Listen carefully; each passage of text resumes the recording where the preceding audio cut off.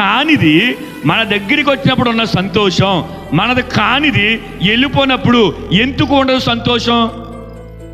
కొందరికి ఉంటుంది. వాళ్ళు ఎవరంటే క్రైస్తవులు. దేవునికి స్తోత్రం.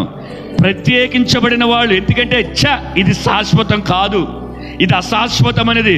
నా యేసు ప్రభువు చెప్పాడు, ధనమును కూర్చుకోకుండి, ఈ లోక సంపద మోసకరమైనది, అది రెక్కలొచ్చి ఎగిరిపోతుంది.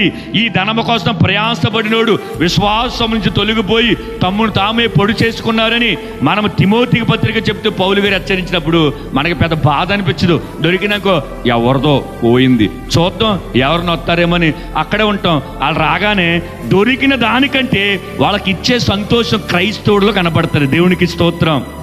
నిజమైన క్రైస్తవుడు, ప్రత్యేకించబడిన వాడు, క్రీస్తు రక్తము చేత కడగబడి నాజీరు చేయబడిన వాడు, ఏదైనా వాడిది కాంది వాడి దగ్గర ఉన్నప్పుడు దుఃఖపడిపోతూ ఉంటాడు.